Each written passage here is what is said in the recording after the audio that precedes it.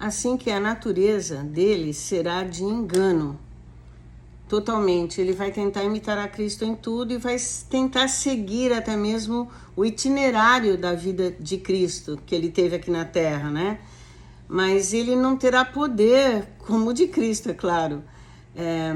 Por isso, ele vai tentar até mesmo ressuscitar, sabe? Vai ter uma morte e uma ressurreição para tentar enganar a todos de que ele é o Messias.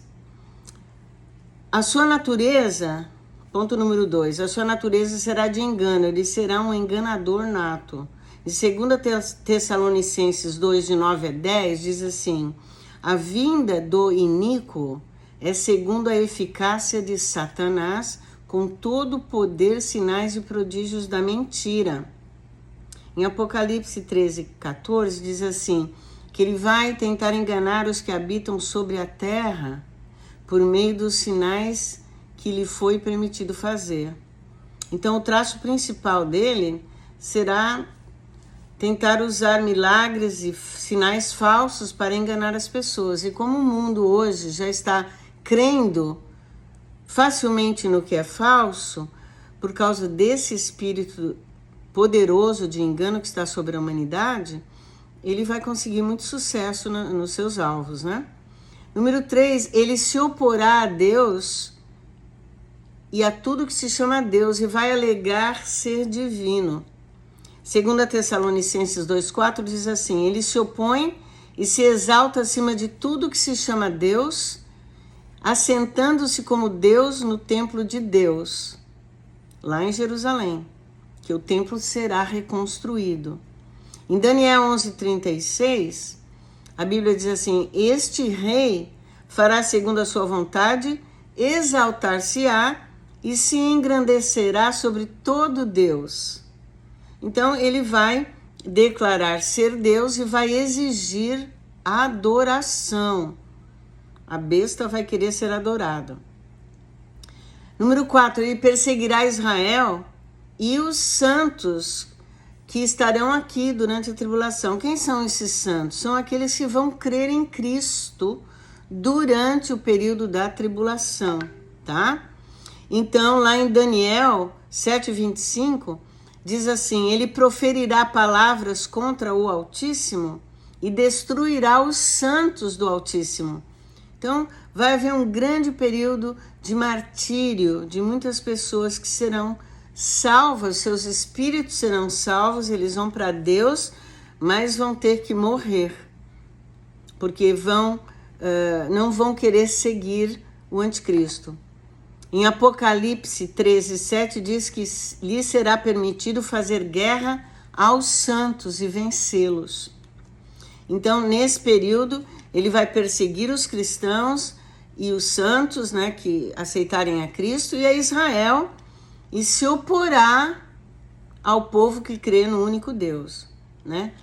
O quinto ponto que eu quero falar, ele subirá ao poder por meio do engano, mas será um poder real mesmo na terra. Em Daniel 8:23-25, diz assim, surgirá um rei feroz que entenderá intrigas e ele fará prosperar o engano sob seu governo.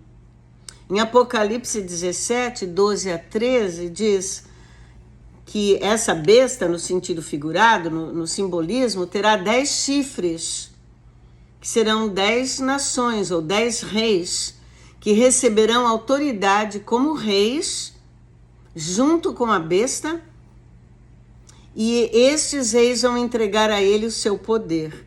Então vai haver um tipo de G10, como hoje existe o G20, o G7, né? Vai haver um G10 de países muito poderosos que vão entregar o poder nas mãos dele. Ele vai ser um tipo de um rei principal, de um presidente mundial. Ele vai usar então as intrigas, manipulação política e alianças para ter esse domínio. Número 6, ele será carismático e influente, mas será também blasfemo. Em Apocalipse 13:5 diz assim que lhe foi dada uma boca para proferir grandes coisas e blasfêmias. Em Daniel 7:8 diz: esse chifre, que ele é chamado do pequeno chifre, tinha olhos como olhos de homens e uma boca que falava grandiosamente. Então ele terá um grande poder de persuasão sobre as massas e também sobre os políticos. Número 7, ele controlará o governo e a economia global. Em Daniel 7:23 diz assim: o quarto reino, que é uma referência a ele, devorará toda a terra e a pisará aos pés. Em Apocalipse 13:16 e 17, diz: ele fará com que todos recebam uma marca, e ninguém poderá comprar ou vender sem essa marca. É a tal da marca da besta, que será implementada pelo falso profeta, que vai andar junto com ele, que vai ser seu maior aliado. E essa marca será implementada na terra. Mas eu queria falar uma coisa sobre essa marca, hein? Ela não vai ser exigida agora. A igreja fiel a Deus não vai precisar passar por essa opção de ter a marca ou não. A marca será implementada somente na tribulação, na segunda metade da tribulação, que é quando o anticristo vai se revelar como tal. Então, sem dúvida, ele vai estabelecer um governo e um sistema econômico mundial, né? Número 8, ele liderará esse grupo de 10 nações que se submeterão a ele, que será uma espécie de G10, né? Eu já falei um pouquinho sobre isso antes, mas ele será mesmo como se fosse um grande estadista, um grande presidente mundial, o que até algumas nações estão pedindo.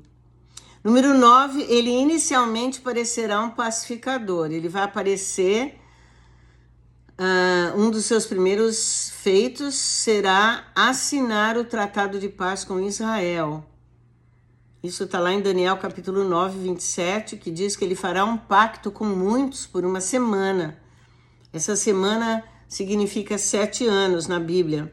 Mas na metade da semana romperá o sacrifício e a oferta, querendo dizer que ele vai fazer um acordo com Israel, o templo será reconstruído e os sacrifícios a Deus continuarão, serão restabelecidos dentro do templo em Jerusalém. E ele vai aceitar por 3 anos e meio, mas na metade ele vai romper o acordo com Israel e os sacrifícios vão terminar lá em Jerusalém. Lá em 1 Tessalonicenses 5:3 diz: quando tiverem dizendo paz e segurança, então lhes sobrevirá repentina destruição. Israel vai estar vivendo um tempo de paz, porque esse acordo de paz será escrito, e exatamente aí, nesse período, vai vir essa destruição muito grande.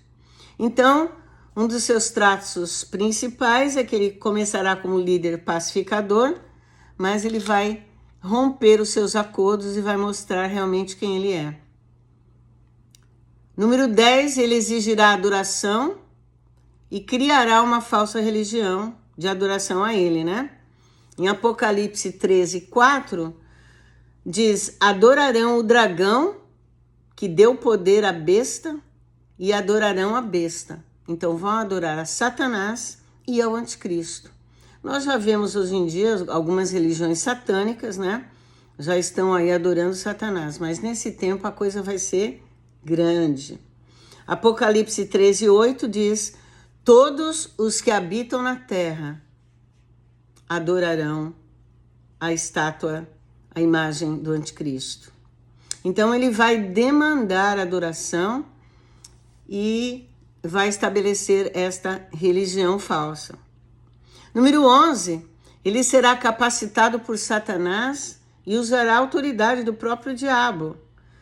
Em Apocalipse 13:2 diz assim: o dragão deu-lhe seu poder, seu trono e grande autoridade.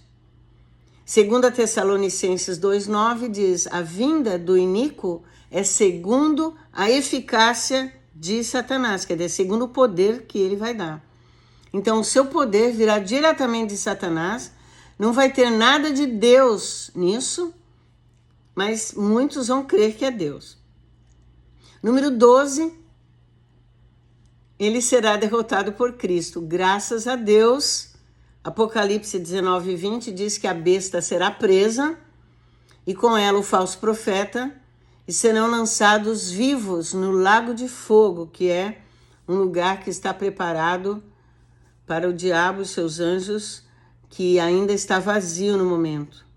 2 Tessalonicenses 2,8 diz que o Senhor Jesus o destruirá com o sopro da sua boca, e isso vai acontecer na sua segunda vinda, ao final da tribulação.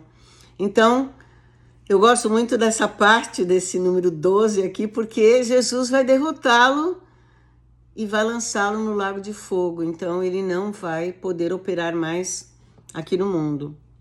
Interessante que a Bíblia também fala, lá em Daniel 11:37, da sua preferência sexual. Diz lá que ele não terá desejo por mulheres. Interessante. Ele poderá ser homossexual ou andrógeno, parcialmente masculino e parcialmente feminino, ou com uma sexualidade indefinida. Por isso que o mundo já está preparado, né? No momento se aceitam todos os tipos de gênero, não é? Então, ele não vai seguir o propósito original de Deus ao criar o homem. Ele pode ser assexual também, sem qualquer inclinação sexual. E a gente já vê que a perversão sexual dos tempos atuais já reflete essa tendência. Eu estive lendo que aqui em Nova York, um Conselho de Direitos Humanos identificou já há uns 2 anos 32 gêneros diferentes. Você não pode nem imaginar.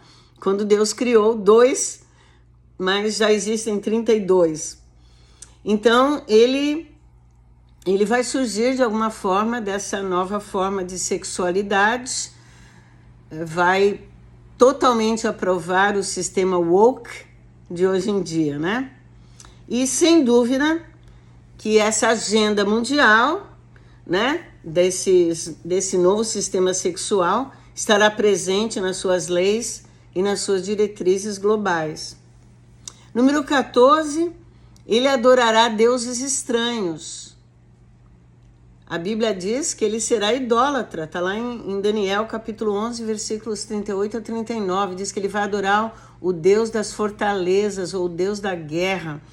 Está se referindo aqui a um demônio de guerra que vai, né, ser liberado aí por Satanás sobre a vida dele. Então ele não vai adorar a Deus.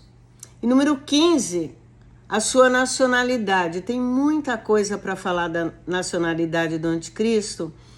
Não sei nem se eu terei tempo de falar tudo aqui nesse vídeo. Mas provavelmente ele não será judeu. Talvez ele venha de uma nação europeia, porque a Bíblia diz que ele virá do mar, será a besta que sai do mar. E o mar, no sentido simbólico na Bíblia, significa as nações gentílicas, tá? Então, ele muito provavelmente será gentil. Talvez ele vai liderar a União Europeia de Nações Gentias.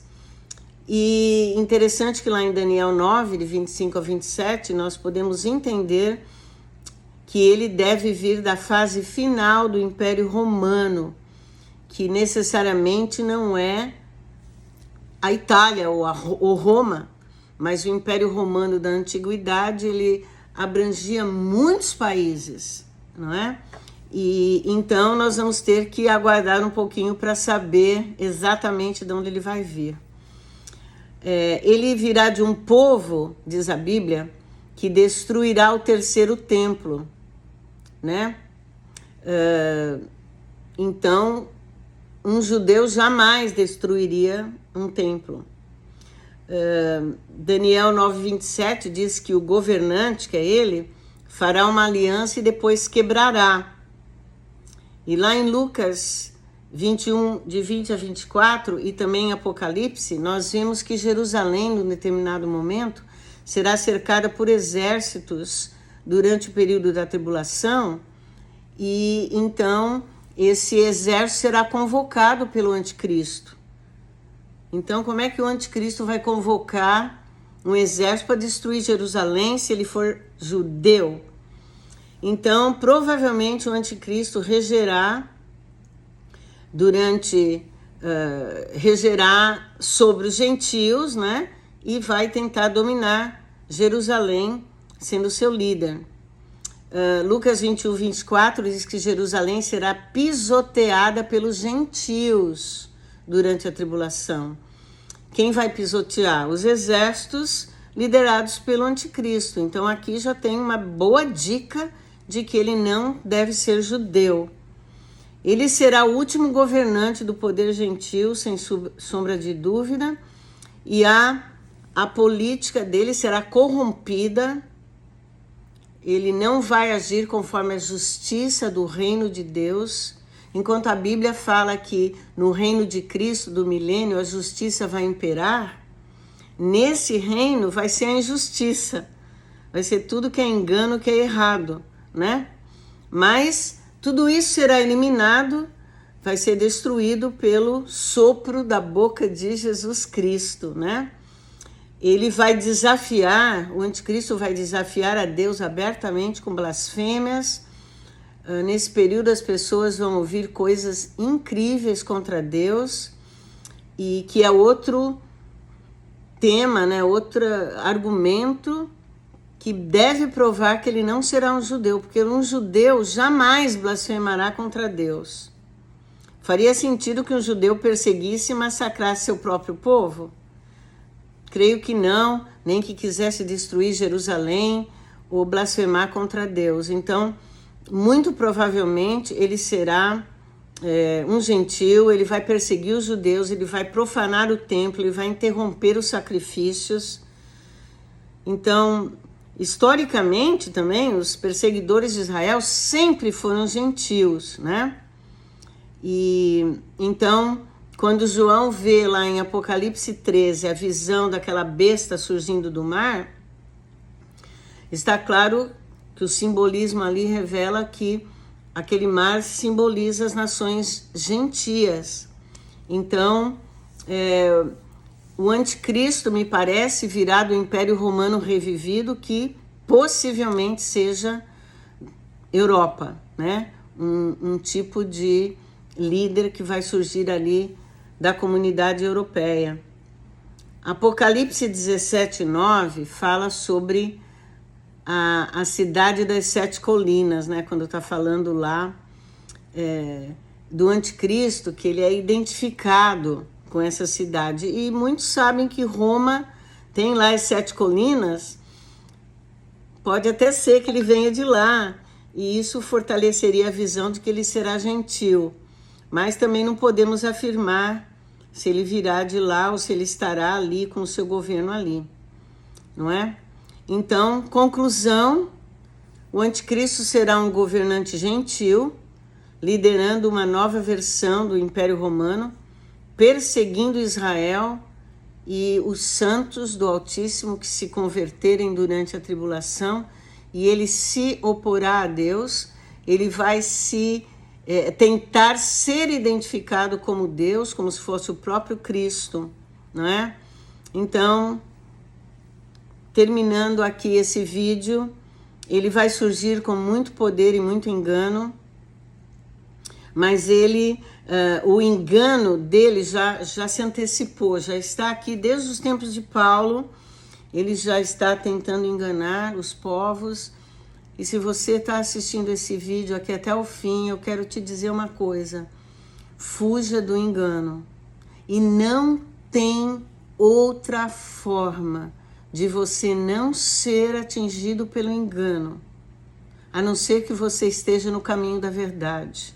Porque esse será um poder vai ser como, talvez eu possa dar um exemplo, uma bomba nuclear, se ela for,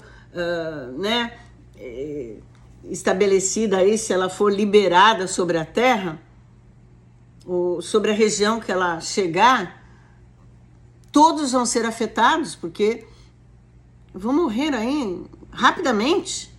Então, esse engano do anticristo, quando ele for totalmente liberado, assim que a igreja for levantada, vai ser como uma bomba atômica.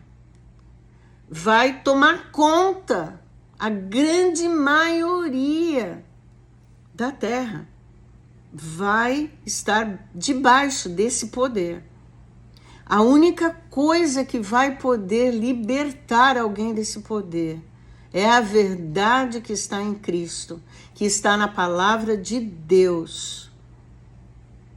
Muitos que ainda serão salvos durante aquele período da tribulação, eles serão pessoas que vão fugir do engano, que vão talvez se lembrar do que ouviram antes, talvez do evangelho que seus pais pregaram, de alguma mensagem que ouviram, vão acessar as redes sociais, vão buscar livros, literatura que fala sobre esse período, porque eles vão identificar que alguma coisa que a Bíblia disse está acontecendo.